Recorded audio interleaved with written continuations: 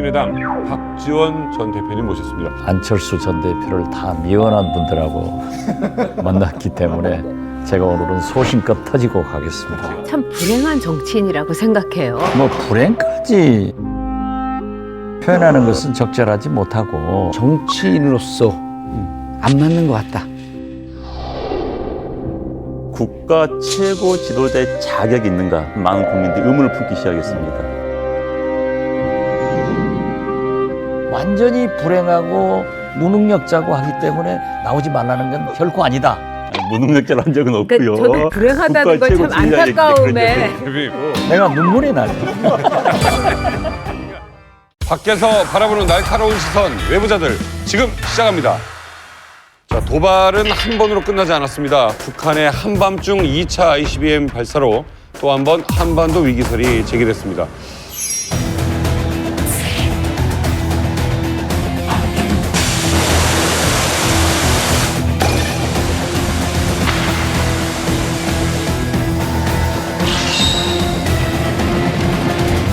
안 원장님, 네. 이번에 2차 발사의 숨은 메시지가 뭐였습니까? 일단 7월 4일에 한번 발사를 했었고요. 이번 이제 28일에 2차 발사를 했었죠. 그런데 이제 비행 거리는 지난번 933, 이번엔 998, 한 60km 정도 차이 나는데 그건 별 의미가 없습니다. 그러나 지난번 1차 때는 최고 고도가 2,802km 올라갔습니다. 그런데 이번에는 3,724km. 그럼 다시 말해서 더 멀리 날아갈 수 있다는 겁니다. 미국의 서해안은 당연히 도달하고 시카고 같은 중부 또는 뭐 워싱턴, 뉴욕 같은 동북부에 도착할 수 있다는 게 이제 전문가들의 이야기예요. 이번에는 미국 대륙을 전체를 때릴 수 있다고 보여준 것이죠. 이번에 이제 밤에 쏘지 않았습니까? 네. 밤에 쐈는데 우리 정부에서 다 예상을 하고 있었던 거죠. 언제 쏠 거라고. 쏘자마자 바로 이제 대형 미사일을 쏘려고 했는데 북한 측에서 알고 예정 시간보다 앞당겨가지고 쏴버린 거예요. 그러니까 어떻게 알았는가 보니까 너무 간단하게 알더라고요. 우리 정부에서 항행 금지 조치를 내리잖아요. 거기. 그런데 그러니까 정부 입장에도 난감한 게 그거 뻔히 아는데 우리 선박들의 안전을 위해 가지고 항행 금지 조치를 안 내릴 수도 없고. 근데 북한 애들은 거기 가지고 인터넷 사이트 들어가지고 그것만 딱 찾아보면 우리가 쏜다는 걸 알고 있구나라는 걸 감지를 하는 거죠. 그래서 그걸 피해 가지고 미리 이제 쏴버리는 그런 측면도 있고요. 특히 또 밤에 쐈잖아요. 밤에 그다음에 이동식 발사되니까 밤에 언제 어디서라도 너희들을 사격할 수 있다는 메시지를 이제 보내기 위해서 쏜 거죠. 예. 기존에는 이제 평부의 구성시에서 1차 때는 쐈습니다. 그래서 이제 우리 전문가들도 거기서 2차를 쏠 거라는 예상을 했었어요. 그런데 이제 7월 27일 이른바 북한에서는 그걸 이제 좀 승전 기념일로 합니다. 기념일이에요. 그날부터 또 김정은이 평양에 나타나요. 그러니까 헷갈린 겁니다. 그런데 그 다음날 저녁 28일 11시 41분에 자강도에서 쏴버린 겁니다. 자강도에는 지금 북한의 모두 군수시설이 상당히 밀집되어 있습니다. 특히 이제 이번에 미사일을 쏜 데는 압록강에서 약 60km밖에 떨어지지 않아요. 5, 60km. 중국에 가까운 곳이죠. 중국에 가깝죠. 그런데 이제 미국 전략 폭격기가 그 폭격하기 위해서 하려면 선회를 해야 됩니다. 선회를 하는 순간 중국 영을 넘어가 버려요. 그러네요. 넘어가기 때문에 중국 국경에 가까운 지역에 군수 시설을 대고 만들어 놓고 미국이 폭격을 하면은 중국을 자극하기 때문에 거기서 실험을 한 거죠. 북한의 미사일 정치에 문재인 정부가 꺼내든 카드는 사드 임시 배치 문제가 있습니다. 그런데 이게 전격 배치다, 긴급 배치다 이게 아니라 임시 배치라는 표현을 썼습니다. 이거 어떻게 해석할 수 있을까요? 임시라는 말을 쓴 게 진짜 임시 변통 같더라고요. 왜냐하면은 그날 사드가 말하자면 이제 환경 영향 평가를 받아야 되기 때문에 10개월에서 한 15개월 정도 걸린다. 그리고 올해 안에 사드 배치는 물 건너 간 거다. 이래서 이제 또 다 보도가 됐는데 북한에서 이제 발사를 하니까 거기에 따라서 갑자기 사드를 그냥 배치를 했다. 이렇게 되면서 임시 배치라는 말을 이제 문재인 대통령이 썼어요. 그러니까 이걸 가지고도 이제 국방위에서 난리가 난 거예요. 제일 큰 건 뭐였냐면은 성주를 그 지역을 바꿀 수도 있다 이렇게 된 거예요. 그래서 저도 굉장히 놀랐어요. 그랬는데 또 금방 그런 일은 없을 거라고 그냥 성주 안에서 이렇게 저렇게 각도를 맞추는 것도 아니고 그런 점에서 임시 변통적인 대북 관계를 얘기해 준 게 아닌가. 근데 두 가지 문제가 있는 것 같아요. 일단은 저 사드 배치는 원칙대로 해야 되잖아요. 어떤 상황이든 간에 우리가 환경 영향 평가를 안 할 수는 없는 거예요. 법적인 문제가 걸려 있고 그걸 안 하게 되면 정부가 소송이 걸리는 문제라는 거예요. 해야 되는 거죠. 문제는 뭐냐면 북한이 또 그냥 쌌단 말이에요. 근데 국민들의 여론들이 이제 부글부글 일어난단 말이죠. 거기에 대해서 또 아무것도 안 할 수는 없는 거예요. 그러다 보니까 결국 생각해낸 게 바로 그거죠. 이제 임시로 일단은 그 북한에 대해서 대응한다는 것을 국민들한테 이제 보여주는 것이고요. 또 다른 한편으로는 이제 중국을 향해서도 이게 이제 최종적으로 결정난 건 아니다라고 하면서 약간 유화적인 메시지를 내놓으니까 정부의 입장에서는 굉장히 곤혹스러웠을 겁니다. 이 상황 자체가. 그런데요, 진 교수님, 아까 정부도 알고 있었다. 그날에 이제 발사를 할 것을. 그러면 사드 배치한다고 미리 얘기를 했어야죠. 지금 안 한다. 뭐 10개월에서 15개월 걸린다. 이렇게 왔다 갔다 해놓고는 문재인 대통령이 갑자기 또 배치. 말이 안 나는 되잖아요. 다분히 국내의 정치 상황하고 그다음에 네. 국내 자신의 그 지지자들을 의식한 발언이었다고 봐요. 문재인 대통령이 휴가도 가셨어요. 저 휴가 좋다고 생각합니다. 왜냐하면 일정대로 또 북한에 흔들리지 않는 모습 보여주고 전 필요하다고 생각해요. 그럼 그것과 마찬가지로 북한의 미사일 도발이라는 거는 예견돼 있고 이 정도도 안 돼 있으면 어떡하나. 이 정도의 인식과 이 정도의 예측 능력이 우리 정부에 없다는 게 전 불안하죠. 네, 휴가 관련해 가지고 제일 안타까운 게 휴가 기간 동안은 트럼프와 통화할 이유가 없다라는 거 보니 솔직히 깜짝 놀랐습니다. 특히 진해에 있으면서 인도네시아 국방장관은 면접했어요. 1400도급 잠수함 사러 온. 그러면 외국인들 얼마든지 만날 수 있는 거 아닙니까? 그런데 휴가 기간이기 때문에 트럼프와 전화할 생각은 없다. 그것도 좀 문제 있다고 봐요. 전 좀 귀담아 들을 만해요. 왜냐하면 지금 정상회담 가서도 한미 동맹이라고 하는 것을 확인하고 왔거든요. 네. 그리고 그 미사일 실험을 하고 사실 가장 긴급하게 대응하는 것은 오히려 미국 트럼프 대통령과 연결하면서 어떻게 공동 대응을 할까라고 하는 것을 보여주는 게 더 맞았다고 저는 보는 거예요. 긴급하게 트럼프하고 통화를 하는 이런 모습을 보였으면 하는 모양새도. 예, 그건 좀 아쉽고 그러니까 불협화음인 거죠. 휴가를 가는 어떤 예. 그 휴가 담대함이라든가 자체는 뭐. 일정대로 간다는 태도와 그다음에 갑자기 사드 배치 4대를 아니, 그러니까 배치했다고 그거로 하면서 그러면서 임시 예. 배치라고 하는 건 또 중국의 예. 어떤 눈치를 보는 거다 하는데 능동적인 대북 정책과 대북 노선을 걸었으면 좋겠어요. 북한이 미사일 발사하는 거에 대해서 대응 못하는 건요. 속수무책인 건 우리뿐만 아니라 미국, 중국, 러시아 다 속수무책입니다. 그 속수무책이 아니죠. 어떻게 안보에 무책으로 대할 수가 있어요. 이미 사드 문제에 대해서는 미국 가서 그랬잖아요. 내정 간섭이니까 얘기하지 마라.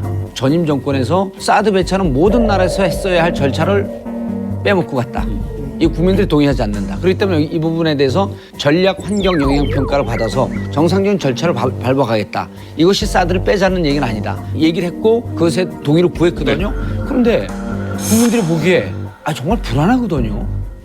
당장 우리 집사람도 진짜 전쟁 나는 거 이러거든요. 그럼 국민들이 보기에 무언가 액션을 취할 수 있는 그거밖에 사실 할 수 없는 게 우리도 곤혹스럽죠. 그런데 느닷없이 갔다가 또 거기다가 배치해버리면 또 국민들이 그럼 환경 영향 평가 받겠다라고 하는 당신의 말은 뭡니까? 이제까지 했던 모든 말을 다 무시한 겁니다. 그럼 미국과 약속도 다 무시한 거예요. 그냥 왕처럼 야 내 맘대로 갖다 탁 박아놓은 거야. 이거 민주공화국도 아니야. 그래서 저는 이 상황이 긴급하기 때문에 임시로 배치하고 우리가 약속했던 환경 영향 평가라고 하는 것은 진행하고. 하고 그 결과에 따라서 정식으로 배치할 건지 아니면 이거에 대한 보완책을 어떻게 할 건지라고 하는 약속했던 부분은 지켜가는데 그 두 개를 만족시키다 보니까 나온 궁여지책 아닌가. 근데 들어보니까 진짜 궁여지책이에요. 그리고 왔다 갔다 하고. 왔다 갔다 하는 게 아니죠. 우왕좌왕. 그러니까 그 나는 상황 이거- 속에서는 할 수 있는 게 이거밖에 없는데. 아니요. 그리고 예를 들어서 미국의 틸러슨과 그 트럼프가 지금 충돌하고 있는데 미국 국민들은 이거 갖고 이렇게 비판하지 않아요. 근데 저는 자, 저는 이 문제에 대해서 트럼프하고 틸러슨하고의 문제하고는 예. 다르죠. 저는 이 문제를 북한하고 예. 우리 정말 대한민국하고의 대통령 좀 문제인 거죠. 좋게 봐주세요. 아니요, 저는 좋게 봐주고 있잖아요. 처음부터도 저는. 네, 역시 외부자들에게 북한 문제는 아주 뜨거운 개미지옥 같습니다. 그래서 오늘만큼은 대북 전문가 한 분을 모셨습니다. 누군가 대북 문제에 대해 묻거든 고개를 들어 이분을 보게 하라 라고 소개해드리고 싶습니다. 모시겠습니다. 어서 오세요. 안녕하세요. 어서 오십시오. 또 뵙습니다. 예.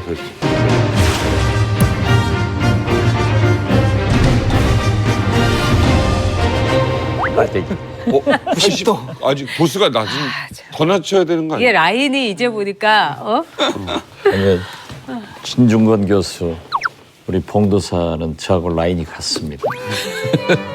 그러세요? 극우 보수, 어정쩡 보수. 그 박 대표님 극자 들어가는 건 폭력을 행사할 때 극자를 붙여요. 저는 한 번도 폭력 행사한 적 없거든요. 한번 저한테 한번 맞아보실래요? 아니 저 마음이 약해요. 자, 뭐 아무도 넘볼 수 없는 그야말로 넘사벽 정치 9단의 계보를 이어가고 있는 국민의당 박지원 전 대표님 모셨습니다. 시청자 여러분들께 인사 부탁드리겠습니다. 네, 모처럼 외부자들에 출연했습니다. 오늘 이렇게 보니까 저희 당 관계 있는 사람은 아무도 없고 특히 안철수 전 대표를 다 미워한 분들하고 만났기 때문에 제가 오늘은 소신껏 터지고 가겠습니다. 제가 안신데. 많이 시청해 주십시오. 문화관광부 장관, 대통령 비서실장, 당대표, 사선 국회의원 이력서를 쓰면 종이가 모자랄 지경이죠. 자, 여기에 오늘 대북 전문가 명함까지 더해야 할 상황입니다. 혹시 인정하십니까? 예, 인정해야죠. 어떤 점이요? 사실 남북 그 정상회담을 만들어내는데 결정적인 역할을 하신 분이니까 뭐. 맞는 얘기. 전문가는 아니고요.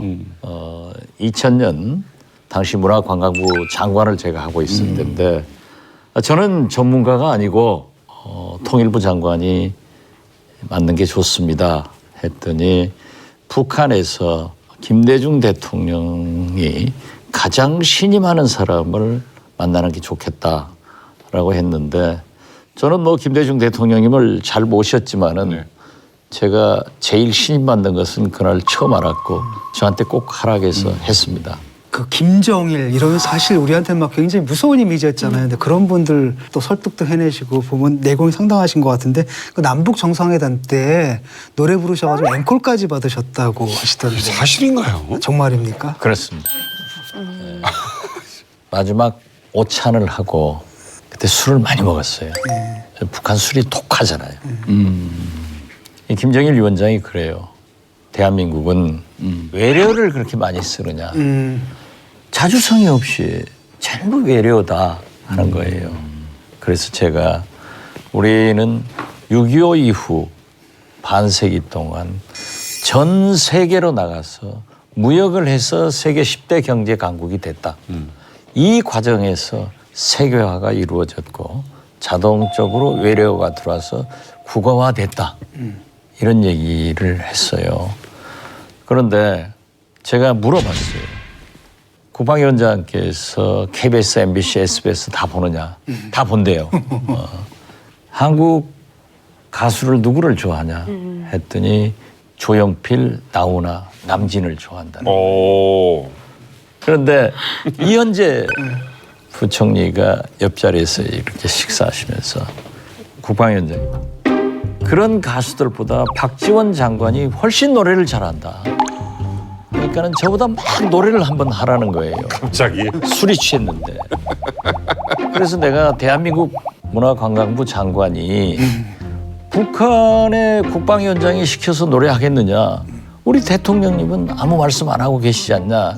그런데 뭐 돌아가셔서 흉보는 게 아니라 우리 DJ 대통령이 좀 멋이 없어요. 막 뭘 음식을 하시다가 나를 쳐다보더니 자네 한번 해봐. 제가 나갔어요. 우리가 60년 만에 만났기 때문에 내 곁에 있어 달라고 하는데 우린 지금 헤어지면 한국으로 간다. 그래서 내 곁에 있어주를 한번 하겠다. 내 곁에 있어줘 하는 거야? 내 곁에 있어주. 내 곁에 있어주. 내 곁에 있어주. 여기까지만 할게요. 조금만 더 해주세요. 아이. 그러니까는 김정일 위원장이 제가 노래를 끝나니까 앵콜 하는 거예요. 제청이 아니라 네. 왜래요? 그래 내가 또 입이 좀 세잖아요. 아 이때가 조질 때다. 이게 앵콜이 북한 말이냐 이러고 조지려고 하는데 역시 저는 좌파인가 봐요. 왜요? 순간적으로 남북 문제는 남쪽의 눈높이로 바라봐도 안 되고 북쪽의 눈높이로 바라봐도 안 된다. 민족의 눈높이, 사랑의 눈높이를 바라봐야 된다 하고 내가 안 조졌어요. 그래서 들어왔더니 다시 계속 앵콜을 하라는 거예요. 그래 또 나가서 우린 너무 쉽게 헤어졌어요. 그랬더니 김정일 위원장이 벌떡 일어나서 박수를 치면서 장관 선생은 인민예술가입니다. 제가 가수 됐으면 정치하는 것보다 훨씬 유명해졌을 거예요. 깔때기. 저 만약에 기분 나쁘면요. 월북해가지고 인민예술가로 살 거예요. 우린 너무 쉽게 헤어졌어요. 아, 그 노래가 어떻게 부르는 거죠? 그대의 옷자락에 매달려 길목을 가로막고 가지 말라고. 아, 그 문재인 대통령이 했던 얘기잖아요. 힘을 또 빼버려요. 아, 죄송합니다. 매달리면 안 되는 거네. 죄송합니다. 저도 모르겠구만. 문재인 대통령은 저를 미워해요. 진짜요? 굿모닝을 합니다. 자, 저희가 이번 사드 임시 배치 문제에 관해서 토론 중이었습니다. 단도직입적으로 묻도록 하겠습니다. 문재인 정부의 사드 임시 배치 적절했다고 판단하십니까? 좀 오락가락한 것이 문제가 있었습니다.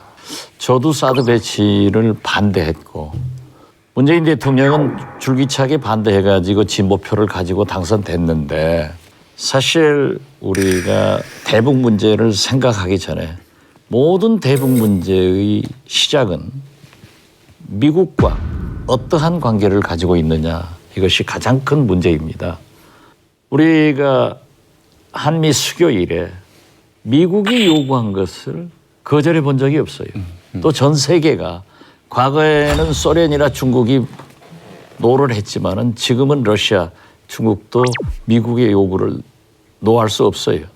그렇기 때문에 기왕이 배치됐다고 하면은 문재인 대통령이 그걸 밀고 나갔어야 됩니다. 일을 저질러 놓고 중국 문제를 해결하려고 했어야지 그것도 안 하고 중국은 중국대로 안 되고 해가지고 굉장히 오락가락했다. 저는 그렇게 봅니다. 이번에 그렇지 않습니까? 원래는 이제 그렇죠. 환경영향평가 때문에 미뤄뒀다라고 했다가 이번에 전격 배치를 지시하시면서 뭐라고 하셨냐면은 임시다. 그게 잘못이다 이겁니다. 예. 그게 오락가락이다 이거죠. 하려면은 배치해라 하든지. 왜 배치하면서 임시다 하니까 중국이 또 더 자극되잖아요. 문재인 대통령이 어떤 점 때문에 이렇게 사드 배치가 왔다 갔다 했을까요? 그건 대통령 후보 때 네. 국민들에게 약속한 게 있고 또 본인의 그런 대북 관계나 철학이 있을 겁니다. 그렇지만은 강을 건넜으면은 뗏목을 묻고 가야 됩니다. 후보 때 약속한 것 다 지키려고 하면 다 실패합니다. 지금 얼마나 많은 갈등이 생기고 있어요. 그렇기 때문에 저는 사드를 배치하지 않을 수 없잖아요. 갖다 놨단 말이에요. 북한에 위협이 있단 말이에요. 중국은 경제 보복을 하지만은 이걸 하고 중국과 해결하든지 아예 하지 않겠다 하고 중국 잡고 미국과 해결하든지 해야지 배치한다 해놓고 임시다 하니까 이게 뭐냐 이거죠. 네. 그러니까 한중 관계 또 한미 관계 지금 미국과 중국 사이에서 한국이 중립을 서는 게 참 어렵다. 한국으로서는 참 카드가 없다는 것. 그래서 이제 그런 결론이 나온 것 같은데요. 또 하나는 맞물려서 이번에 임시라는 쓴 게 국내에 있는 지지자들 의식한 게 아닌가 하는 생각이 듭니다. 지금 문재인 대통령은 지나치게 국민 지지도가 높다 하는 것을 의식하시는데 그 의식하실 필요 없어요. 문재인 대통령은 다음 대통령 안 나옵니다. 무엇이 새로운 대한민국을 만드는데 국가 대개혁을 이룩하는데 필요하냐 이걸 보셔야지 모든 것을 의식해가지고 지지도만 의식하면은 저는 성공할 수 없다 이렇게 생각합니다. 그런 의미에서 보면은 저는 문재인 대통령이 환경영향평가 지표조사도 하는 것은 절차적 민주주의고 좋은데 그러면 그걸 계속 추진을 하든지 지금도 안 하고 있잖아요. 사실 전쟁 그렇게 나지 않아요. 아무리 지금 뭐 북한에서 한다 하더라도 우리도 공격 못하고 북한도 공격 못합니다. 한반도에서 이제 전쟁이 일어나지 않을 거다. 지금 사람들이 뭐 8월 위기설 뭐 이렇게 나오고 그러지 않겠어요? 근데 2000년 6월 15일에 저도 기억하는데 한반도에 더 이상 전쟁은 없다 이렇게 이제 선언을 해서 많은 사람들이 안도를 했어요. 기억하실 거예요. 네, 그렇죠? 그렇습니다. 네. 17년이 지난 지금도 우리는 뭐 4월 위기설에서 8월 위기설이 이렇게 계속되고 있는데 자, 이런 불안 속에서 전쟁이 안 일어난다 이렇게 단언하실 수 있는 이유는 뭔가요? 북한이 2006년 10월 달 노무현 대통령 정부에서 제1차 핵실험을 했습니다. 맞아요. 지금까지 5번 했잖아요. 지금 5차 핵실험하는 기간 동안에 북한이 상당히 핵이 소형 경량화가 됐단 말이에요. 그게 가장 두려워하던 거 아니었습니까? 그런데 지금은 공격용까지 됐어요. 미국으로서는 굉장히 위협을 느끼죠. 틸러슨 미 국무장관도 엊그제도 전쟁을 하지 않고 체제 보장해주겠다. 요즘 같은 때 선전포고하고 전쟁하는 시대가 아니 아니잖아요. 그러니까 전쟁을 하면 3일 이내에 100만이 죽고 거기에 미국 사람이 미군 포함해서 5, 6만이 죽는다. 그렇기 때문에 전쟁을 못한 거예요. 북한은 미국이 무서워서 못하고 우리는 미국이 못하게 하니까 못하는 거예요. 그래서 저는 전쟁이 당장에 일어난다. 8월 이기설은 그렇게 얘기는 하지만은 그런 경각심은 가져야 되지만은 최소한 그런 일은 없을 것이다. 저도 대표님 생각 이제 일단 동의를 하는데 뭐 저도 전쟁이 한반도에 일어나기를 원치 않고 또 일어날 가능성도 거의 없다고 봅니다. 자, 이렇다면 이제 전쟁이 일어날 수 없다. 그렇다면은 지금 북한이 가장 무서워하는 건 북한 정권의 생존 문제입니다. 그러니까 제재를 통해서 북한 정권이 생존할 수 없다고 판단하면은 핵무기를 포기할 수 있겠죠. 그런데 그게 안 되기 때문에 지금 북한은 하는 거고, 그럼 과연 이제 그게 중국을 통해서 가능할 것인가 문제인데, 문제는 어찌됐든 핵을 가진 북한의 존재는 지금 현실화되어 있습니다. 특히 이제 파키스탄이나 인도 같은 경우는 6차 핵 실험을 거친 다음에 핵 보유국으로 인정을 해줬어요, 국제사회에서. 지금 북한은 5차까지 딱 한 번이 남아 있습니다. 아까 대표님 말씀하신 것처럼 소형화를 마지막 작업하면은 핵 보유국 인정 받을 수밖에 없는 상황이 될 거예요. 그렇다면은 그런 바로 우리 북쪽의 머리 위에 핵을 가진 북한을 어떻게 상대해야 될 것인가. 백령도를 갑자기 북한이 점령해버린다 이거예요. 그런 다음에 우리가 반격을 취하려고 우리 얼마든지 반격 취할 수 있습니다. 재래식 전력을 우리가 압도적으로 놓기 때문에. 그런데 자, 뭐 해? 핵 던져버릴 거야. 못하는 거야. 아무것도 없으면 수단이 없어지는 거예요. 그래서 이런 상황 속에서 참 저 갑갑합니다. 그래서 전쟁이 일어날 수 없다. 그럼 지금 어떻게 해야 되는 겁니까? 북한에 대해서. 북한이 핵을 지금 가지고 있죠. 그러나 우리가 보유국 인정은 죽어도 안 되는 거 아니에요. 네. 북한의 핵의 위력은 미국에서 핵과 사자 앞에 고향입니다. 북한이 핵의 공격은 못하는 거예요. 지금 핵 보유국이 핵 전쟁을 해본 적이 있습니까? 2차 대전 때 일본에 투하한 것 외에는 없어요. 못하는 거예요. 그러니까 어떤 의미에서 보면은 방어용이고 공격력은 과시를 하는 거예요. 그래서 저는 이 북한 핵 문제는 남북 간의 문제가 아닙니다. 네. 북미 간의 문제예요. 그렇기 때문에 북한이 요구하는 것은 그것 아니에요. 첫째, 미국을 향해서 생션, 경제 제재 해제해달라. 두 번째, 외교관계 수교하자. 세 번째, 체제 보장해주라. 네. 그래서 저는 그 미국이 최소한 체제 보장해주겠다, 전쟁하지 않겠다. 그러면서 동결까지 나온 것은 굉장히 진전된 겁니다. 자, 그럼 박 전 대표님께서 보시기에 아버지 김정일 국방위원장을 몇 번이고 만나셨지 않습니까? 네, 그러고 나서 이제 김정은에 대한 대비처 또 대처도 해야 되는 거고요. 좀 이렇게 좀 비교하면서 좀 말씀 좀 부탁드리겠습니다. 김정일 위원장은 저하고 뭐 수차 만났고 어느 정도 파악을 하는데 굉장히 스마트한 사람이에요. 이 얘기를 고이즈미, 패러슨, 올브라이트 미 국무장관도 김정은을 만나고 와서 똑같은 얘기를 하더라고요. 김정일? 근데 김정일은 통전부에서 후계자 수업을 받았고요. 김정은은 포병학교 군사시설에서 후계자 수업을 받았기 때문에 이러한 과학, 이런 무기에 대해서 굉장한 실력을 갖췄다고 그럽니다. 그런데 지금 보세요. 우리나라 정보기관에서 김정은 사진 하나를 못 구했어요. 그리고 계속 외부에서 중학교 때 찍은 스위스에서. 그 사진만 보여줬잖아요. 그런데 나중에 김정은이 후계자로 지명돼서 딱 자기 아버지처럼 수만 군 중에서 저 소리를 지르는 것에서 손을 유유히 흔들 수 있고 저렇게 늠름하다고 하면은 우리가 다시 한번 정보에 대해서 생각을 해봐야 된다 이런 얘기를 했는데 거두절미하고 김정은이 늠름하다 했다가 해가지고 아이고야. 제가 뭐 엄청나게 혼났어요. 심지어 김정일 위원장이 저한테 그런 얘기를 하더라고요. 김일성 주석에게 한 번도 아버지라고 불러보지 않고 위대한 장군님, 주석님으로 모셨다. 그래서 자기가 후계자가 됐다. 이런 얘기를 하더라고요. 그런 걸 보면은 김정은도 김정일로부터 상당한 후계자 수업을 받았기 때문에 우리가 그렇게 깔볼 대상은 아니다. 저는 그렇게 봅니다. 저도 이제 대표님 말씀 가운데서 김정은을 폄하할 이유도 없고 또 김정은에 대해서 무슨 미치광이 이렇게 평가할 이유도 없는 겁니다. 김정은은 제가 보기에는 극히 계산적인 젊은 사람입니다. 제가 계산적인 젊은이라는 걸 붙인 이유는 김정은이 쓴 논문이 포병 기술의 일대 혁신을 가져온 위대한 논문을 썼다고 북한 광고를 해요. 그래서 김정은은 자칭 미사일 전문가입니다. 그렇기 때문에 미사일에 대해서 저렇게 이제 굉장히 스스로 탐닉을 하고 있는 부분이 있고요. 북한 경제도 지금 지난 몇 년 사이에 김정은 정권 들어와 가지고 경제 발전이 됐어요, 지금. 그래서 이래서만큼 5% 성장을 지금 하고 있습니다. 지난 몇 년 사이에. 모신문에서 했지만 평양 시민들 삶을 보면은 서구 선진국의 최상위층 같은 삶을 누리고 있다 이런 보도 나왔지 않습니까? 그러니까 김정은 체제에서 북한 주민들의 불만이 생각보다 높지 않다는 거예요. 이제 이게 현실적인 딜레마가 있는 겁니다. 김정은에 대해서는 객관적으로 현실적으로 봐야 된다. 거긴 제 공감을 합니다. 그런가 하면 이게 북한의 도발에 우리의 대북 정책 기조를 바꿔야 하는 거 아니냐라는 목소리도 있습니다.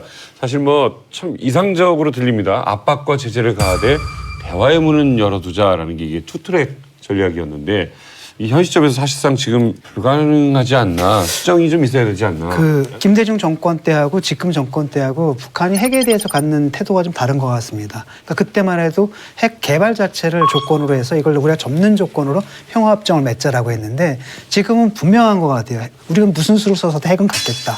평화협정을 맺는다 하더라도 우리가 핵 동결 수준에서 묵지 우리가 이미 개발한 핵은 포기하지 않겠다. 우리 담보로 갖겠다. 이런 입장이란 말이죠. 그래서 이제 북한과 미국 사이에 이제 어떤 우리의 뭐 중재가 있다 하더라도 협상이 이루어져가지고 결론이 내려진다고 한다면 옛날에는 북한이 미국을 공격할 능력이 없었기 때문에 핵 우산을 제공해 줄 수 있었지만 이제는 북한이 미국을 공격할 수 있는 상황이라고 한다면 미국에서도 이거 마음껏 핵 우산을 제공하기 좀 힘든 상황이란 말이죠. 그렇다면 우리 같은 경우에 우리가 핵을 개발하거나 아니면은 어쨌든 뭐 옛날처럼 뭐 전술핵을 재배치하거나 뭐 이런 식의 조치가 따로 있어야 된다는 얘기가 적어도 보수층에서는 나올 수 있다는 거죠. 그건 우리가 핵을 개발하자 하는 것은 NPT 또는 한미 방위 조약 개발할 수 있는 제재가 많기 때문에 우리가 어려워요. 북한같이 그러한 국제사회의 규범을 따르지 않아도 되는 나라가 아니지 않습니까? 그러니까 그게 불가능하다고 우리의 봅니다. 현실 인식이라는 점 저도 동의하거든요. 근데 사실 전술핵을 이제 내보내면 북한이 이제 뭐 한반도의 평화를 뭐 약속하겠다. 이래서 전술핵을 내보냈더니 이렇게 됐단 말이에요. 그래서 전술핵을 재반입하자 이런 목소리가 아까 진 교수 말씀대로 보수층뿐만 아니라 일반 국민에게서도 나와요. 근데 지금 한편으로는 문재인 대통령의 이른바 베를린 선언도 이것도 폐기하고 확고한 자세를 북한에 보여줘야 되는 거 아닌가. 그럼 전쟁이? 그게 전쟁하자는 얘기는 아니죠. 그럼 어떻게 해요? 전쟁하자는 얘기가 아니고 결국 지금 이제 우리에게 유엔 안보리, 우리의 옵션을 얘기하는 겁니다. 그러니까. 그게 곧 전쟁이 아니죠. 저는 아니 글쎄. 네. 보수층에서는 뭐 비판하는 건 좋은데 그럼 자기들이 이 문제를 해결할 수 있는 어떤 시나리오라도 내놓고 비판을 좀 했으면 좋겠어요. 이제 미국이 지금 재래식 핵무기를 계속 감소를 하고 있는데 핵무기 감축을 하고 있다 보니까 우리한테 가져올 여력도 별로 없어요, 솔직히. 없는데 그러나 북한이 저렇게 됐을 땐 그거라도 하면서 핵 공포의 균형이라도 이루어야 되는 게 아닌가 이런 이야기고 전 거기에 공감을 합니다. 그다음에 이제 우리 핵무기 개발 문제는 비현실적인 건 맞아요. 그러나 그런 이야기는 그냥 나와야 됩니다. 비현실적이라도 국내에서 그런 이야기는 나와줘야 되는 거예요. 왜? 외교 협상에서 카드로 사용할 수 있기 때문에.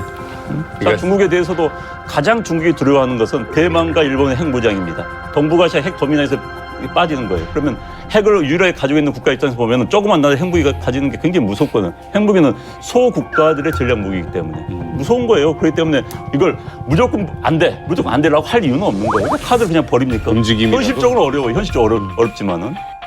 북한의 이번 도발로 미국과 중국은 서로 탓하기에 바빠 보입니다. 이 와중에 국제사회에서 우리의 자리는 실종돼 버린 것 아니냐라는 시각이 있죠. 이른바 코리아 패싱이라는 말입니다. 서운한 얘기인데 이제 코리안 패싱이 지금 우리로서는 북한이 얘기한 대로 이 통미봉남 이렇게 하기 때문에 미국하고 북한의 이제 의사가 제일 중요하다. 근데 제가 보기에는 코리안 패싱을 제일 원하는 건 저는 북한과 중국이라고 봐요. 특히 중국의 경우에는 북한에 대해서 얼마든지 제재를 하고 이러면은 사실 북한이 움직일 수가 있고 이건 많은 학자들이 얘기를 하거든요. 그런데 왜 안 하는가? 그러니까 북한이라는 일종의 이 중간지대가 필요한 거. 두 번째는 북한이 핵을 정말 그 북한이 원하는 수준까지 하면은 북한은 굉장히 다른 요구를 할 거기 때문에 그때에 따라서 중국이 갖고 있는 권한이 더 커질 거다. 이렇게 치밀한 계산을 하고 있기 때문에 네. 두 나라가 저는 참 문제라고 생각해요. 중국은 북한을 버릴 수가 없습니다. 최소한 그 중간지대로서 남겨놓기 원하기 때문에 미국이 중국한테 이건 최악의 시나리오입니다. 자, 북한 맡겨라. 너한테 맡기겠다. 마음대로 해라. 단 북한에서 위험한 정권을 제거해라. 핵과 장거리 미사일 가질 수 있는 정권을 제거하고 마음대로 해라. 할 때 중국이 오케이. 그럼 너희들 그 누구를 제거해 주겠다. 그럼 북한 우리 통제해 두겠다라고 할 때 그렇다면 이제 북한은 중국의 제4성이 될 가능성이 매우 높습니다. 어떤 괴뢰 정권에 들어서는 것이죠. 그때 우리는 이제 대한민국 헌법에 규정한 통일이라는 문제는 굉장히 거리가 멀어질 수밖에 없다. 그게 굉장히 우려스러워요. 그런 상황이. 걱정되죠. 그런 상황까지도. 중국의 까지도 가능성은 예. 항상 있는 겁니다. 또 극단적으로 말해서 중국에서는 사실 북한 문제보다 좀 남중국해 그 문제 더 클 수가 영토 문제이기 때문에 그때 빅딜이 있을 수도 있는 거고 그렇죠. 또 대만 문제 가지고 빅딜이 있을 수 있는 거고 우리는 사실 미국과 중국 입장에서 본다면 빅딜 한 대상을 전락할 수 있는 가능성도 매우 높아요. 네, 원래 이제 뭐 통미봉남이라는 건 과거에 이제 남북 사이가 관계가 안 좋아졌을 때 그렇다면 북한이 이제 굳이 뭐 남한한테 뭐 통해가지고 미국과 만나는 게 아니라 바로 이제 미국과 만나자. 그리고 그 관계 속에서 이제 미국이 줘야 할 그 반대급부가 있잖아요. 그걸 이제 우리가 덤터기 쓰는 걸 이게 이제 통미봉남이라고 그러는데 저는 이번에는 그렇게 될 것 같지는 않습니다. 사실 우리가 뭐 줄 것도 있는 것도 아니고 그래서 그 크게 걱정하지 않아도 될 상황이라고 봅니다. 저는 지금 이제 문재인 정부는 저는 현실을 좀 인정했으면 좋을 것 같아요. 그러니까 이제 이번에 사드 문제도 좀 그런 경향이 있는데 우리가 제재를 할 수 있는 길은 우리는 없습니다. 국제적으로 제재를 하는데 동참하겠다고 선언하는 이런 정치적 선언밖에 없거든요. 그다음에 이제 두 번째 지난 이전 정권에서도 햇볕 정책일 때 우리가 문헌이나 이제 그 자료를 보게 되면 처음에 자기들 자존심이 망가진다고 무척 저항하고 반발했거든요. 그럴 때 김대중 대통령 그 정부에서 이 햇볕 정책의 남북한 문제, 북미 간의 문제를 해결하는 중요한 지름길이다라고 하는 것을 설득을 했단 말이에요. 그래서 저는 미국과 북한이 비공개 대화를 채널을 통해서 지금도 대화하고 있을 것으로 보이고 뉴욕 라인이 있는데 끊임없이 북과 그 한 라인을 잡으려고 노력하고 잡자고 하고 결정적으로 남북 문제, 동북아 문제 해결할 때 당신들과 우리들과 함께 해야 할 구석이 있다라고 하는 것을 좀 설득하면서 나가는 마지막에 대한민국 역할을 좀 찾으려고 하는 노력을 좀 꾸준히 좀 해나갔으면 좋겠다. 북한도 모르지 않은 게 그런 거예요. 지금 군사적 긴장이 이제 완화가 되고 북한도 본격적인 경제 개발을 해야 될 때 사실은 가장 큰 도움을 줄 수 있는 나라는 중국도 아니고 사실 대한민국인 거죠. 대한민국이거든요. 그걸 알고 있을 거라고 봅니다. 지금 우리 봉도사가 제가 들은 말 중에 제일 옳은 얘기를 했어요. 처음이죠. 네, 처음이에요. 아니에요. 평소에 얼마나 좋은 얘기 많이 하는데. 통미봉남도 있지만 네. 통중봉남이라는 용어도 많이 씁니다. 이명박 박근혜 정부에서 남북 관계가 나빴을 때 예를 들면 핵실험이나 미사일을 발사하면서 우리나라한테 안 가르쳐주고 중국을 통해서 우리한테 가르쳐주는 지금은 미국과 중국이 일촉즉발입니다. 특히 대북 제재 문제에 대해서 우리나라도 어렵고 북한도 어려워지는 거예요. 그러니까 결국 이런 때 남북 간의 대화를 해서 중국과 미국의 역할을 하는 것이 남북 문제를 해결하는 길이다 네. 하기 때문에 이건 굉장히 없어져야 될 용어다. 근데- 저는 그렇게 생각합니다. 아니 아주 궁금한 게 짧은 있는데. 질문인데 정말 이거는 꼭 제가 드리고 싶어서 그러는데 자 보수 정권이었던 이명박 박근혜 정권에서의 대화 제의를 거절을 했어요. 그때도 대화 제의 하지 않았습니까? 그렇다면은 많은 분들이 문재인 정권이 이제 정부가 들어서면서 문재인 정부는 좀 북한에 먹히지 않을까 이런 기대도 사실 솔직히 했단 말입니다. 왜냐하면 한반도의 평화가 최우선 목표니까 왜 거부하는 걸까요, 북한이? 좀 도와줄 수도 있는 거 아니에요, 문재인 정부를? 아니 오늘 나오신 김에 전격적으로 제가 보기에는 김정일 위원장하고 친했잖아요. 그 아버지하고 잘하는 거지. 그러니까 아버지하고 잘하니까 김정은 입장에선 큰아버지? 혹시 약간 큰아버지 격이지. 그러니까 문재인 대통령에게 공식적으로 제안을 하는 거예요. 완전히 빨갱이 만드는 거. 아니 내가 북한을 제일 잘한다. 그리고 전 세계 70억 인구 중에서 이 문제를 해결할 사람 나밖에 없다. 제일 잘하세요, 실제로. 퇴사로 보내줘라. 내가 가마. 아니, 만약에 임무가 주어진다면 하시겠습니까? 아니 이렇게 선언을 하세요. 가시겠다고. 제 경험에 의하면은 예.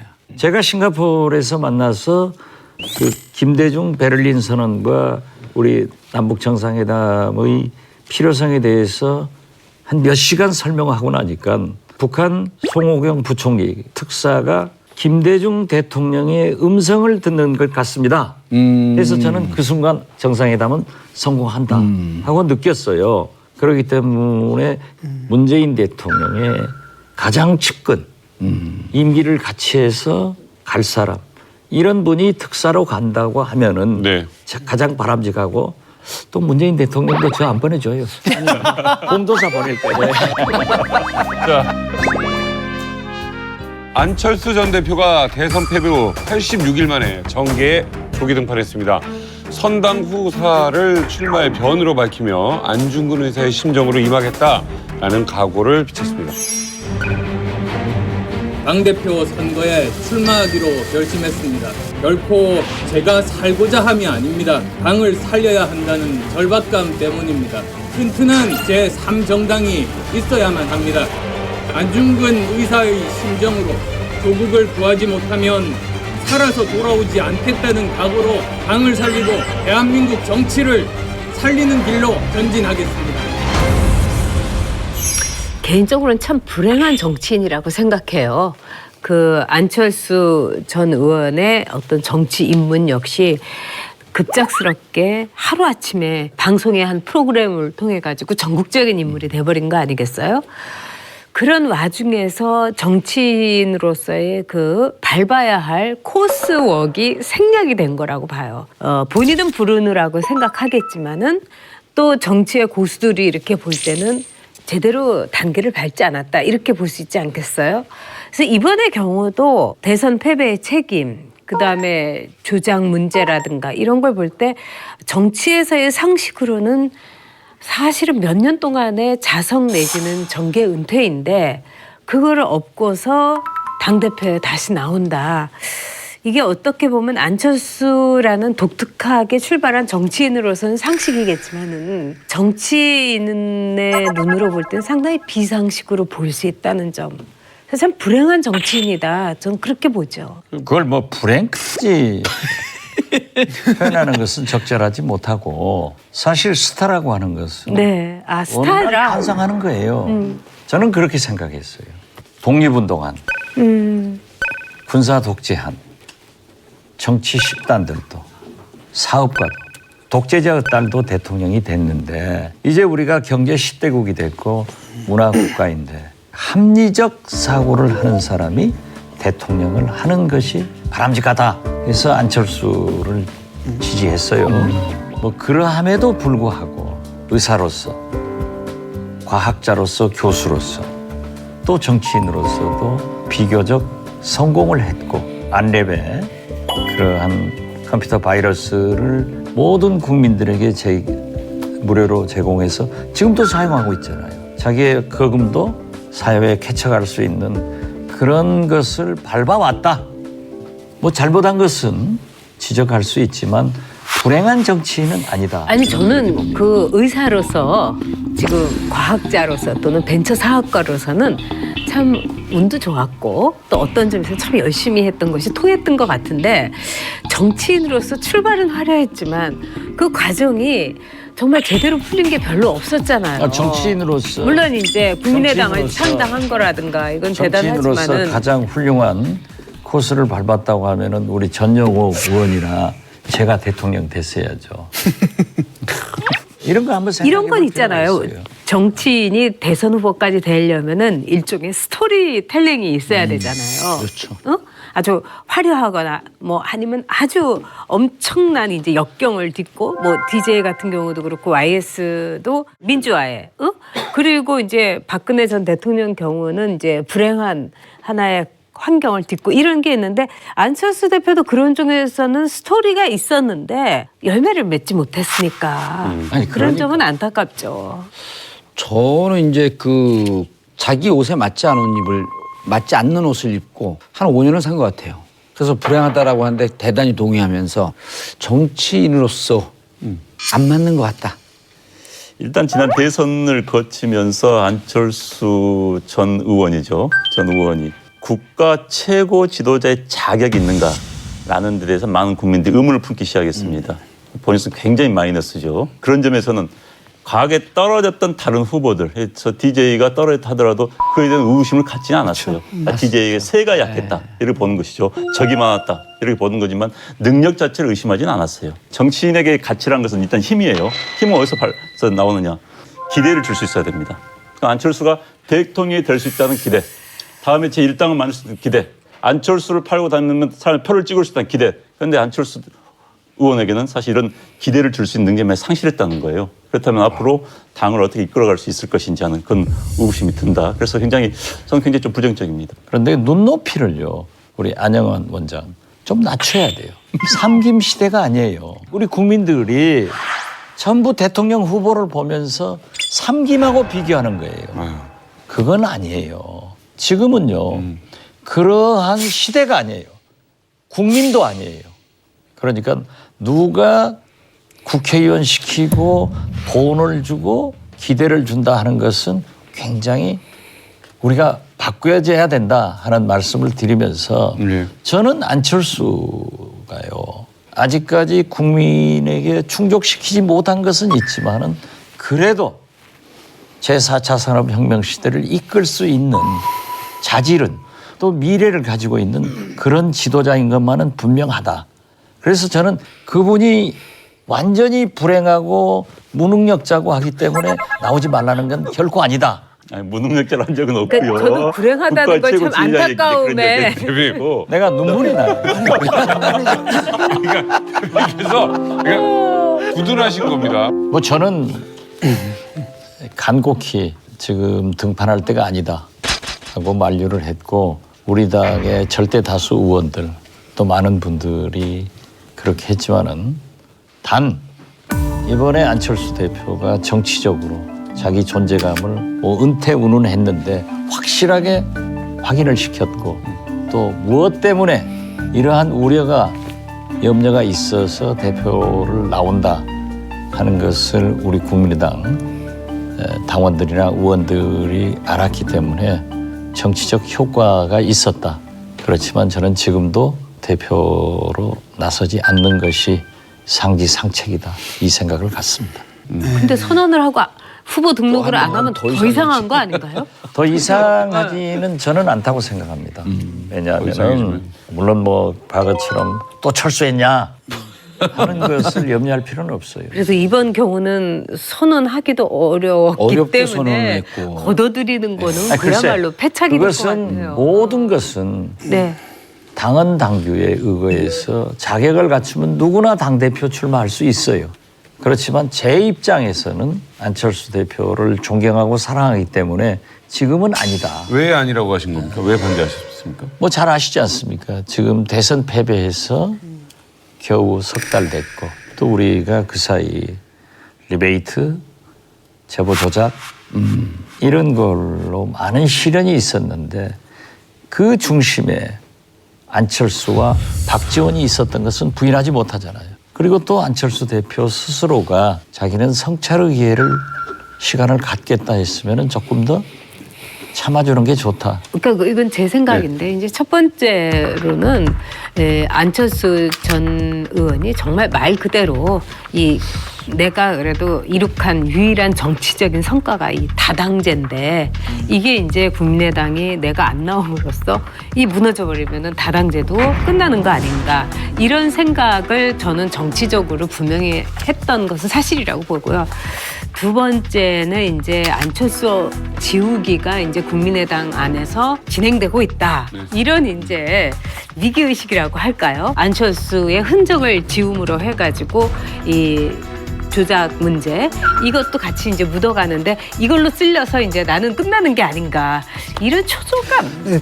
당의 한 사람의 권력 의지 내지는 이런 측면도 있지만은 이게 사실 보면 현역 의원 12명이 반대를 했단 말이죠. 그러한 것이 제가 아까 말씀드린 이번에 대표로 나온 염려와 우려 속에 다 포함됐고 저하고도 충분히 얘기를 했습니다. 했는데 또 우리 12명 의원들은 서명해서 자기들이 성명을 냈지만 전 서명 안 됐어도 저 반대하고 있잖아요. 다 반대하고 있어요. 의원들의 대부분이. 예, 몇 사람 안 돼요. 찬성한 사람이. 탈당. 이러한 수순까지는 가지 않고 잘 될 겁니다. 그렇지만은 어떻게 됐든 저는 다시 말씀드려서 안철수 대표가 결단을 내려주는 것이 더 좋지 않느냐. 그런데 그렇게 많은 현역 의원들 반대한다면은 당선 가능성도 좀 낮은 거 아닙니까? 될지 안 될지 그건 모르겠어요. 네, 다 진검승부를 하겠죠.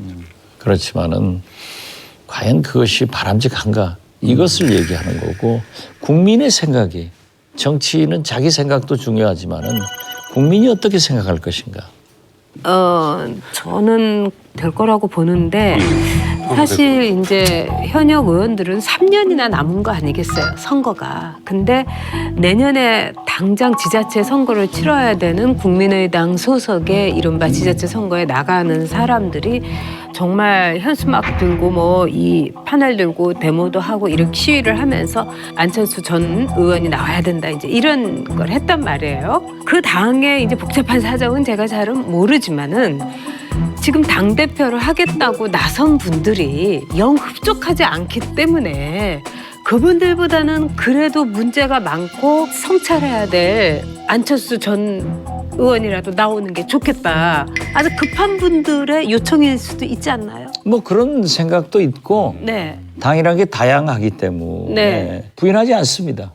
그렇지만은 그래도 우리 국민의당은 누가 뭐라 해도 안철수가 중심이 되는 당인데 여기에서 국민과 당원들이 또 현역 의원들이 많이 반대를 한다고 하면은 한번 생각해 볼 필요가 있지 않느냐. 궁금한 게요. 이제 안철수 대표의 정치적 행적을 보면 본격적으로 뛰어든 게 이제 2011년 재보궐선거 때 서울시장 후보로 거론이 되고 가장 높은 지지율을 누리고 있을 때 3% 5%밖에 안 되는 박원순 당시 후보에게 양보를 했단 말이에요. 그리고 이제 본격적으로 정치를 뛴 건 2012년인데 그걸 보면 좀 한 5, 6년 동안 계속 쫓아다니는 꼬리표가 뭐냐면 공당의 대표라고는 타이틀은 있지만 전체 당의 당원들, 당의 주요한 분들과 소통하고 이런 모습보다도 몇몇 사람들, 자기 사람들하고만 이렇게 얘기하는 듯한 좀 폐쇄되고 좀 소통이 잘 안 되는 이런 꼬리표가 계속 따라붙었는데 대선 한번 겪었거든요. 그럼 이게 얼마나 국민과 소통하고 당내의 공조직과 함께 움직여야 된다라고 하는 이 필요성을 누구보다도 느꼈을 터인데 이번에 의원들이 정말 산전수전을 겪은 의원들이 다 반대하거든요. 근데 출마 선언문에는 그렇게 하고 있어요. 소통의 폭부터 넓히겠습니다. 먼저 저희 정치적 그릇을 크게 하겠습니다. 이렇게 말은 그렇게 하고 있거든요. 근데 지금 때가 아니라고 그런 거 아니에요? 다른 의원들이. 일종의 알리바이는 해놨잖아요. 이분도 만나고 저분도 만나고 하여튼 이번엔 쫙 만나기는 했어요. 근데 다 반대했잖아요. 지금 이제 국민의당에 대해서 많은 국민들이 의아해하는 것은 대체 저 당이 지향한 이념적 지향점 뭔가 그게 명확해야지 지지를 하락도 막을 수 있는 거예요. 4%까지 떨어졌다는 것은 그런 이념적 지향점이 없기 때문에 그런 겁니다. 뭐 색깔이 명확치 않기 때문에 그래서 호남만 의지하지 않는 정말 전국 정당으로 발돋움하려면 그게 있어야 될 것 같은데 어느 지점입니까? 아니, 자유한국당도 이념이 분명하지만은 지지도 떨어지잖아요. 지금 잘하는 것은 문재인 대통령이 잘하고 있으니까 올라가는 거예요. 태진아가 노래했는데 다 기립박수 하는데 우리 국민의당만 박자 틀렸다면 누구 귀때기 맞겠어요. 그것은 상대적으로 문재인 대통령이 지금 현재 잘하고 있고 특히 호남을 홈베이스로 하고 있는 우리 국민의당이 4% 5% 나오는 것도 나는 기적이다. 그래서 나는 잘할 때는 박수 쳐주고 산들바람은 불어도 봄날은 갑니다. 이걸 기다리는 재주라도 가져야 되는데 다 나올라가니까 문제가 되는 거예요. 사실 그렇잖아요. 문재인 대통령이 지금 잘하고 있지만은 국회 선진화법 다당제에서 과반수 의석도 확보하지 못한 120석의 가장 취약한 대통령이에요. 그렇기 때문에 협치가 필요하다고 하는데 지금 일방적 독주도 있단 말이에요. 그러나 지금 우리 국민들은 독단적인 양당제보다는 다당제에서 협치를 해라. 그러면 국민 생각대로 우리가 도와줄 것은 도와주고 반대할 것은 반대하는 것이 옳은 일이지 무조건 반대만 하려고 하고 각을 세워서 성공하겠느냐. 이런 것이 저처럼 훌륭한 인격을 가진 사람이 생각하는 거예요. 우리 당에 이런 사람이 많다니까요. 그러면은 그것을 민주당과 문재인 대통령과 함께 한다. 이렇게 오해할 필요는 없어요. 한간에 안철수 전 대표와 바른정당 김무성 의원의 정책연대설이 나오고 있고요. 이게 뭐 안철수 전 대표의 피처인지 이 공식 무성 라인이신 안 원장님께 좀 여쭤보도록 하겠습니다. 소문이 무성하잖아. 이런 이야기는 처음 들어봤다라고 하시면 안 되죠. 전혀 잘 모릅니다. 저는 김무성 정치권 소식 전혀 라인이라는 모릅니다. 진짜. 저기다 물어보는 것보다 저한테 물어보는 저 바로 그 이야기 제가 대표님 말씀하셔야죠. 그러면 저 김무성 대표하고요. 저하고 대통령 선거 때 안철수, 유승민을 단일화하자. 오늘 처음 얘기입니다. 이걸 많이 얘기를 했어요. 그런데 유승민 후보가 햇볕 정책, 대북 정책을 버리고 사과를 해라. 이걸 요구를 한다고 그래서 그렇다면은 내가 탈당해 주겠다. 왜냐하면 당선을 시키기 위해서. 그런데 유승민 후보가 단일화하지 않는다. 자기는 대통령 후보로서 TV 토론을 잘하니까 이렇게 좋은 이미지를 심어가지고 5년 후에 자기가 대통령 될 수 있다. 그 얘기를 했다고 그래요. 김무성 대표가 그래서 야 TV 토론 잘해서 대통령 된다고 하면은 진중권이하고 유시민은 벌써 했다. 그렇게 했어요. 그런데 정체성이라는 게 당의 생명입니다. 네. 아까 정체성이 모호하니까 우리가 왔다 갔다 하는 것으로 보이는데 우리가 그래서 중도 개혁인데 약간 보수가 가미된 건 사실이에요. 그러한 당과 정책 연합은 굉장히 불가능합니다.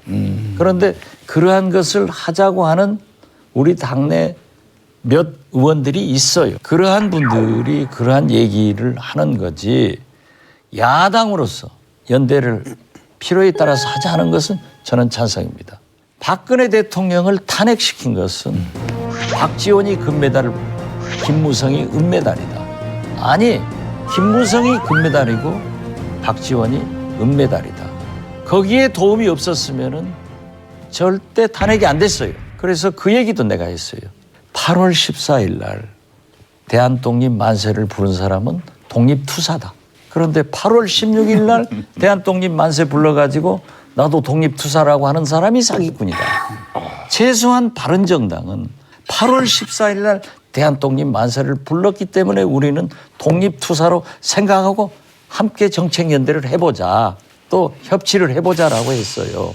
그런데 근본적으로 우리도 몇 사람들이 그런 주장을 하지만은 우리도 안 되는 거죠. 현실적으로. 네. 전혁 의원 얼마나 꼴통 보수로 저희 햇볕 정책 공격했어요. 그때마다 꼭 그러지는 않았는데요, 저는. 그러니까 저는 햇볕 정책의 장점도 많이 알고 있어요. 되게 기자도 보면요. 네. 정치인 만나면 자기가 잘 써준 기사만 생각나고 우리 정치인은 조진 기사만 생각나요. 저 사람은 DJ 꼬봉으로 햇볕 정책만 한 아니 저 굉장히 좋은 생각 많이 사파다 갖고 하는데 있어요. 나는 꼴통 보수다 이것만 생각해요. 아니에요. 제가 보니까 박 전 대표님이 저에 대해서 잘못 알고 계신 거고. 네. 좀 재밌게 할 얘기도. 아니 왜 이렇게 I love you. 아니 왜 이렇게 I love you. 아, 갑자기 고백을 하세요. 진짜 고백을 그렇게 하세요. 얘기하시지. 네. 근데 또 나오셨기 때문에 예전 문제지만 이 말씀을 안 드릴 수가 없습니다. 사실 위기의 국민의당에서 제보 조작 사건이 무혐의로 나오고 나서 이 구사일생한 분위기가 있어요. 박 전 대표님도 이 일로 고생이 많으셨을 텐데 무혐의 결론이 났을 때 어떤 심정이셨습니까? 저는 괜히 당한 거예요. 그런데 이걸 갖다가 추미애 대표 일부 언론에서 전화하고 이준서 최고위원이 보낸 문자하고 순서가 바뀌어요. 문자를 보내고 전화를 36초간 했다는데 대표님 문자 보내겠습니다. 제 전화로 해놓고 문자는 문자 폭탄 수신용 다른 전화로 가지고 보냈단 말이에요. 그런데 그것은 우리 비서관이 산청에 있었고 저는 제주도에 있었어요. 포워딩도 안 됐고 전화도 안 됐으니까 검찰이 어떤 곳이에요? 전화 통화 기록 문자 다 나오잖아요. 이 과학이 증명하는데 자꾸 문자 받았냐고 전화했다고 하니까 제가 오해했지만은 이걸 갖다가 제가 설명하면은 당이 저렇게 어려워진데 명색이 대표라는 작자는 자기만 빠져나가려고 하는가. 그래 내가 아주 치사하고 안철수 대표는 이유미, 이준서 씨가 검찰 출두하면서 문자 보냈는데 문자 많으니까 안 본 거예요. 그렇지만은 역시 다 끝나고 나니까 미안하고 100번, 1000번이라도 우리가 잘못했다. 이런 대국민 사과를 다시 한번 드리면서 저는 이유미 단독 범행이 옳다. 이건 가지고 있지만은 지금 이걸 시청하는 우리 국민들은 저 녀석 또 변명한다. 네. 그래서 안 할 수 없잖아요. 왜 그걸 물어요? 국민 여러분께 짧게 한 말씀 이 문제 좀 마무리 한 말씀 드리면 국민 여러분께 다시 한번 사과의 말씀을 올립니다. 전적으로 제 잘못입니다. 죄송합니다. 외부자들 MC로서 공식 질문을 드리겠습니다. 박지원에게 정치란? 가장 하고 싶은 일이다. 그리고 저는 즐거운 마음으로 최선을 다해서 노력한다. 내 생각보다는 국민 생각을 항상 살피기 위해서 현장에 누구보다도 부지런히 다닌다. 그래서 저는 정치를 재밌게 한다. 이렇게 말씀드립니다. 정부의 세법 개정안 발표로 국회 세금 전쟁이 본격 가열되고 있습니다. 안 원장님, 일찍이 야당은 담배세 인하로 맞불을 했어요. 네, 야당에서도 한국당입니다. 네. 네, 한국당에서 현재 담배값이 4,500원인데 2,000원을 내리겠다.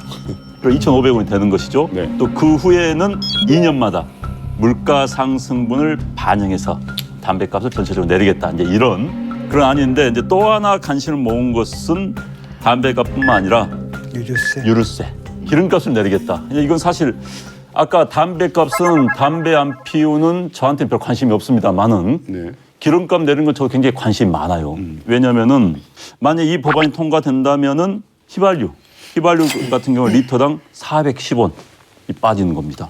그러니까는 한 60리터 넣으면은 410원 빠지면 64, 24, 24,000원이 절약이 되는 것이죠. 적용 대상이 생각보다 굉장히 많습니다. 우리나라 차량 가운데 2000cc 미만 승용차, 그다음에 이제 트럭들 포함한다면은 전체 차량의 78%, 약 1,900만 대가 대상입니다. 그렇다 보니까는 대다수의 서민들이 몰고 다니는 차에는 혜택을 볼 수 있다. 이 안을 지금 내놨습니다. 그때는 맞고 지금은 틀리다. 식 태세 전환 때문에 담배세 인하는 생각만큼 환영을 크게 받지는 못하는 것 같아요. 좀 낯뜨겁죠. 자유한국당으로서는. 물론 홍준표 대표가 대선에서 공약으로 담배세 내리겠다 이렇게 얘기는 했지만은 그 근원은 이제 일종의 꼼수 증세로서 담배에다가 이제 세금을 얹어가지고 엄청나게 걷어들였던 박근혜 정부부터의 연장선상이거든요. 그런 점에서 이제 정치라는 것이 기억상실증 정치를 하면은 사실은 그 끝이 안 좋아요. 그러니까 일종의 포퓰리즘을 맨날 비난하면서 스스로 포퓰리즘 정치를 자유한국당이 하는 예다. 이렇게 볼 수 있죠. 우리가 이제 반대했던 건 뭐냐면 담배값을 올리는데 반대했던 건 올리는 것 자체를 반대하는 게 아니라 그렇게 해가지고 얻어진 그 세수 중대를 갖다가 정말 어디다 쓰겠냐. 국민 건강을 위해 쓴다라고 한다면 찬성을 하는데 네. 그게 아닌 게 너무 분명했단 말이죠. 복지하겠다라고 하고 증세는 안 하겠다. 그럼 그 돈이 어디서 나오느냐. 꼼수 증세를 했다는 거. 거기에 반대한 거지 담배값을 올리는 것 자체에 반대한 건 아니라는 거죠. 그리고 중요한 건 나중에 나온 보도가 2,500원에서 가장 저항이 적은 구간을 시뮬레이션 해갖고 잡아봤다는 거 아니에요? 그게 4,500원 구간이고 5,000 넘어가면 실질적으로 담배를 끊으면서 세수도 상대적으로 좀 줄고 이걸 여러 구간을 통해서 시뮬레이션을 했다라고 하는 증언이 계속 나온 거예요. 그러니까 그래서 그걸 갖다 그 가격을 정한 기준이 뭐냐면 국민 건강, 금연 효과가 아니라 세수 증대 효과. 세수가 가장 폭발적으로 올릴 수 있는. 그러니까 요거보다 좀 더 올라오면 이제 담배를 끊기 시작하는 거예요. 그러니까 또 한 가지만 더 지적을 하고 싶은 게 뭐냐면 이 세목이에요. 어떤 세금을 깎아주느냐라는 거거든요. 그러니까 담배를 안 핀다고 사람이 죽느냐? 아니잖아요. 자동차를 안 피면 살겠죠. 그렇죠. 그러니까 흡연자지만 제가 원하지 않는 것은 나의 흡연으로 인해서 남한테 피해를 끼치는 거. 네. 그리고 다음에 내가 몸이 아파지면 내가 또 의료보험에 가입돼 있기 때문에 국가에서 또 세금이 나간단 말이죠. 그 부분에 대해서 내가 돈을 좀 더 낸다라는 거에 대해서 난 반대하지 않아요. 그러니까 그렇게 또 쓰인다면은 교육을 하거나 훈련을 하거나 아니면 뭐 애들 양육을 하거나 뭐 이런 데서 드는 비용을 깎아준다라고 하면 오케이인데 이거는 정말 황당하다라는 거지. 이걸 왜 깎냐라는 거예요. 이게 전형적인 지금 내로남불의 전형적인 케이스예요. 그때 이제 해놓고 이제 와서 너 무슨 소리냐. 이제 이 비판도 맞지만 지금의 여당도 또 마찬가지 욕 먹을 수밖에 없어요. 그때 서민들 증세다. 서민들의 유일한 기업품을 이거 가격 올려서 세금으로 뜯어 가려느냐라고 했으면은 어찌됐든 꼼수 어쩌니 간에 가격 낮춘 게 맞잖아요. 그 논리대로 하면. 박수 쳐줘야지. 그 논리에 맞다고 한다면은. 그러니까 지금 꼼수로 비난하면서도 이 정치에 동의를 하지 않아요. 그러니까 거기도 이제 내로남불 적용되는 거예요. 문재인 대통령 공약 제대로 실천할 178조 필요합니다. 5년 동안. 돈 어디서 마련해요? 어마어마한 거죠. 이 그렇죠. 소원이. 그런데 지금 13조, 1년에 13조 생기는데 이걸 서민 증세 맞아. 그러니까 야당 뜻대로 비록 야당이 꼼수지만 받아줘야 돼. 이걸 못하는 거예요. 네. 그 돈이 필요하니까. 그러니까 참 이게 한국 정치 비극인데 내로남불. 또 그대로 적용되는 거예요, 이게. 안영환 의원 지적도 일리는 있어요. 그리고 그때 당시에 이제 이게 서민 증세고 서민에게 부담이 가중되는 거기 때문에 반대를 했는데 여당이 됐기 때문에 마음이 바뀐 게 아니고 자 2015년서부터 이 그 세수의 근거에서 우리 국가 살림을 만들었어요. 그 우리가 2017년 대선에서 뭘 확인했습니까? 우리 사회가 복지가 너무 문제가 있다. 그리고 우리 사회가 전체적으로 세수 부담률이 너무 낮다. 후보들이 그런 얘기를 했고 국민들이 거기에 대해서 동의를 한 거거든요. 정당이라고 한다면 이제는 좀 신의에 기초한 정책을 내는 것이 맞다. 충분히 이거 감세 주장할 수 있습니다. 그럼 이 감세에 대한 자기들 마스터 플랜이나 이게 블루프린트가 이거 다 있어야 되는 거예요. 전혀 그런 건 없이 너네 이렇게 178조 늘려갖고 뭘 하려고 그러는데 너네 성공하면 미워. 그 너네 좀 실패했으면 좋겠어. 이런 정도의 국민들이 거기까지 인식이 가 있는 거예요. 근데 이 담배값 문제에 대해서 자유한국당이 이 문재인 정부의 세원을 뺏기 위해서 담배세의 세원을 없애기 위해서 일종의 이제 복지 물타기를 한 거다. 이제 이런 얘기도 있는데 저는 그거는 맞지 않다고 봐요. 다만 정말 사람들의 마음을 빨리 다급하게 얻어야 되는 인기 없는 정당으로서의 진짜 어쩔 수 그 지적이 더 없는 맞을 수 있어요. 고육지책이다. 전 이렇게 보는데. 왜냐면 담배세 네. 인하에 찬성하는 사람이 자기 당 지지율보다 좀 높거든. 그것까지 먹고 근데 또 한편으로는 문재인 정부에서도 분명한 입장을 저는 보이고 국민 건강을 위해서라면 아예 10,000원으로 올려서 세원을 확충을 하든지 서민들을 위해서 내리겠다. 포기하겠다. 세금을. 뭐 이런 확실한 이렇든지 저렇든지 입장을 좀 밝혔으면 좋겠어요. 수술을 마친 세법 개정안을 두고 여론이 뜨겁습니다. 진우 교수님, 현행 세금 제도에서 가장 큰 변화가 뭡니까? 이른바 이제 슈퍼리치라고 불리는 사람과 그 기업에 대한 세금을 올리는 거죠. 소득세 같은 경우에는 이제 최고 세율이 2% 오른 42%로 이제 개정이 됩니다. 그러니까 그 3억을 초과하는 부분에 대해서 2% 더 내게 되는 거고요. 법인세 같은 경우에 이제 3%를 올려가지고 25%가 되는 겁니다. 그것도 대기업 위주로. 그러니까 사실은 그 법인세가 그동안 인하됐잖아요. 그러니까 인하되기 전에 그 9년 전에 그 세율로 돌아가는 거죠. 핵심 정책인 부자 증세를 두고 찬성과 반대 입장이 분명히 있습니다. 정부의 세제 개편이 방향키를 잘 잡았다고 생각하십니까? 이번에 이제 저는 그 이 세율 그 조세 개정안을 잘 봐야 되는데 일단 목표가 뭐냐면 저성장과 양극화 극복입니다. 그래서 역점을 두고 있는 게 뭐냐면 소득 재분배 개선하고 일자리 창출이에요. 그렇게 하기 위해서 세입 기반을 좀 확충을 하자. 즉 이건 뭐냐면 좀 올리자. 근데 올리는데 이번이 완결이 아니라 이번이 전체 앞으로 세제를 어떻게 가져가겠다라고 하는 방향을 보여준 겁니다. 다만 전 세계 법인세가 내려가는 추세입니다. 트럼프가 15% 내리겠다 그러고 마크롱도 10%대로 낮추겠다는데 여기하고 우리하고 똑같이 보면 안 됩니다. 특히 유럽 같은 경우는 법인세를 낮춰도 전체 사회의 세제가 안정적으로 확충이 되어 있기 때문에 법인세를 낮춰도 큰 문제 없습니다. 그다음 법인세가 차지하는 비율이 그렇게 높지가 않아요. 근데 우리는 실질적으로 전체 세수도 낮고 이걸 갖고 그 사회적 양극화가 벌어지기 때문에 이번에 상위 1, 2%에 손을 대자라고 하는 것이 이번 방침이고 이게 이제 가면서 5%, 10%씩 이렇게 늘어납니다. 네. 중부담 쪽으로 가는데 스타트를 상위에서부터 시작하자. 예. 이게 이제 그 국회 작년이에요. 작년 9월이죠. 국회 예산결산특별위원회에서 발표한 자료입니다. 거기에 따르면 그러니까 기업과 지금 개인 있잖아요. 기업은 이제 법인세를 내고 개인은 소득세를 내는데 지금 법인 소득이 20년 사이에 532%가 증가했어요. 5배 넘게 증가했죠. 그런데 법인 세수는 377% 늘어나는데 그친 겁니다. 법만큼 같이 갔어야 되는데 덜 낸 거죠. 반면에 소득세의 경우에는 어땠느냐?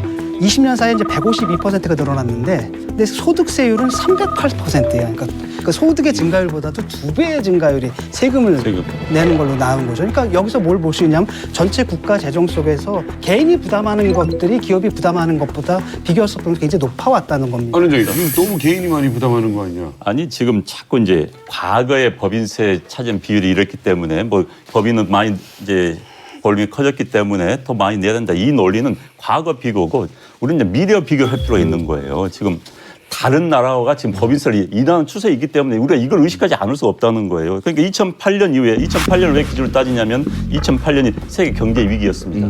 세계 경제 위기였기 때문에 MB가 우리 경제 활력을 위해서 그랬던 거예요. 기업들 투자를 살리기 위해서. 그 투자를 살려준다 그 후에 그 효과에 대해서 논란이 많습니다. 그건 다 차치하고 어찌됐든 출발점을 법인세를 높이는 거 좋아요. 세수 증대. 그러나 이것을 그 이후의 결과에 대해서 놓고 같이 우리가 토론을 해볼 필요가 있다는 그렇죠. 거예요. 지금. 저는 이게 뜻은 참 본래 취지는 좋은데 그렇지만 이것이 정책이 아무리 좋다 하더라도 우리 인간의 그 본성에 어긋나면은 효과가 영 없는 것들이 참 많아요. 세금이라는 건 누구나 내기 싫어해요. 그러면 원하는 소득 증대, 소득의 분배가 이루어질 것인가? 저는 거기에는 좀 의문스러워요. 왜 그러냐면 이제 굴습이라는 그 경제학자가 조사한 데에 따르면은 이 부자들은요, 또 이 머리 쓰는 게 빠르잖아요. 정부가 굉장히 많은 세금을 매기는 자산이 있으면 그 자산을 바꿔버려요. 예를 들면은 집에다 자산을 많이 매긴다. 그럼 부동산 팔고 주식으로 가버린다든가. 그다음에 두 번째는 이 절세라는 이름 아래서 아주 고의적인 조세 회피, 또 나쁘게 얘기하면 아주 교묘한 방법의 탈세를 할 수도 있는 거예요. 세 번째로는 다른 나라의 예를 볼 때 이 고소득자들이 아예 나라를 떠나버릴 수도 있는 거예요. 그러면 떠나도 좋다. 부자들 다 뭐 좋다. 하지만은 결국은 부자들을 이렇게 계속 털게 되면은 털 부자들이 없어질 수도 있어요. 세금을 올리면 이제 부자들이 떠날 것 같다라고 하는데 가셔도 좋다고 봐요, 저는. 3억 이상 4억, 5억 버는데 딴 나라 가가지고 한번 그 딴 나라는 세금이 싸냐 안 싸거든요. 그분들이 가실 나라들은 우리보다 훨씬 더 비싸요.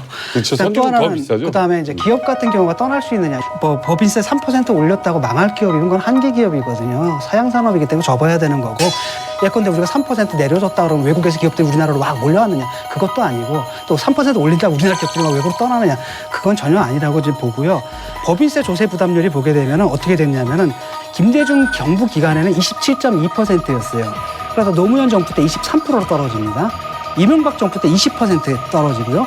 박근혜 정부 때 이제 18.4%가 됐어요. 그러니까 한 10몇 년 사이에 기업들이 내는 그 비중은 10% 이상이 줄었다라는 겁니다.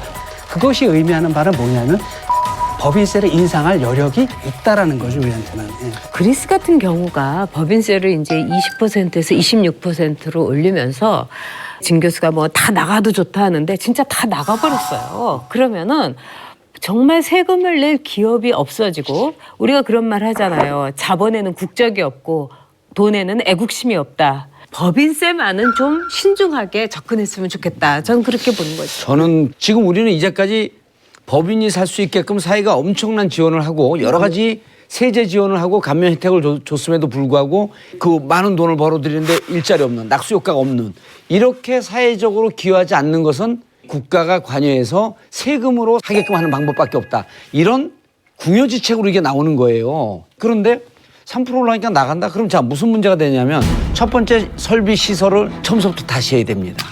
두 번째 막상 나가면 인건비가 싼 게 다 좋을 것 같지만 언어의 문제 때문에 기업 운영하기가 무척 힘들습니다. 중국에 갔다가 여러 가지 문제 때문에 들어올 때 언어 문제가 제일 큽니다.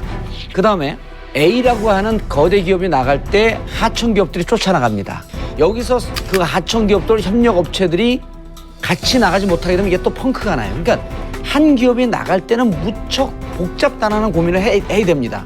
법인세 3%가 과연 이들을 해외로 밀어낼 것인가? 뭐 그럼 나가십시오. 뭐 이렇게 얘기하면 무척 무책임한 얘기지만 3% 갖고는 그렇죠.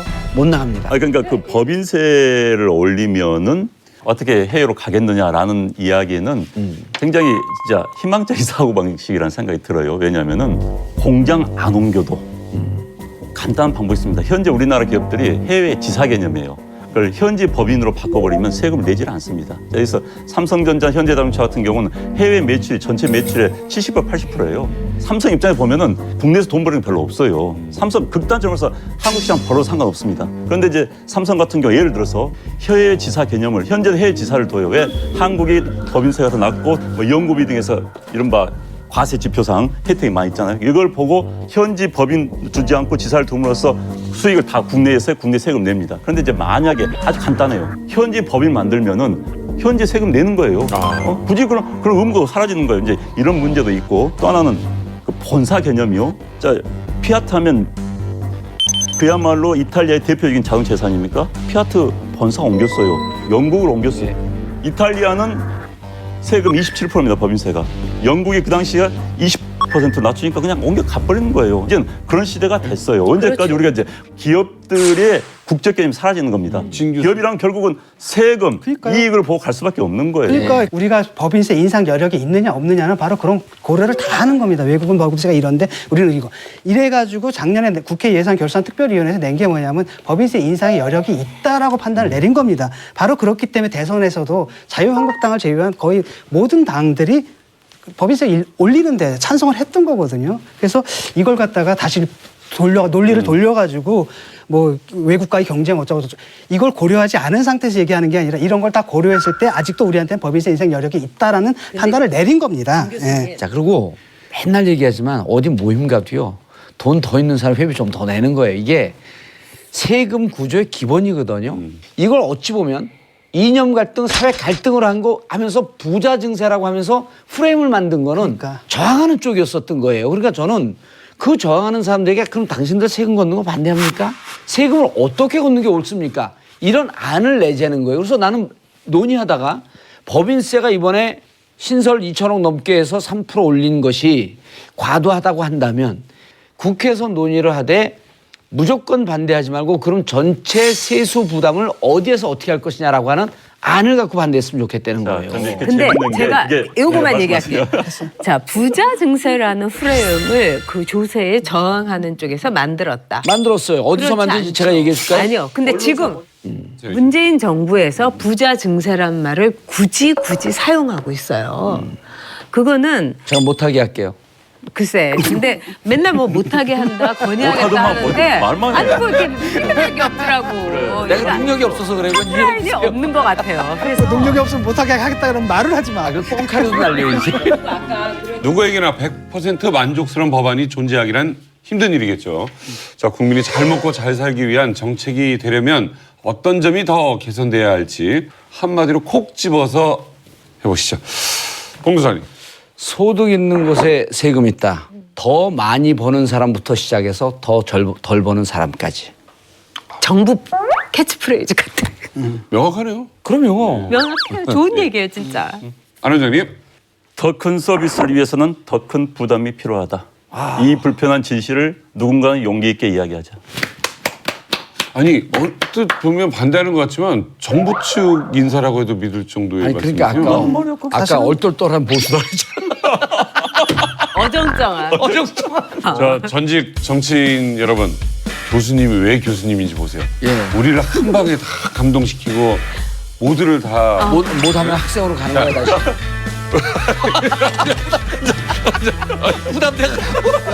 여러분 모두를 갖다 감동시킬 자, 좋습니다. 발언 준비됐습니다. 예. 그만합시다. 좋았어. 제일 좋았어. 아니,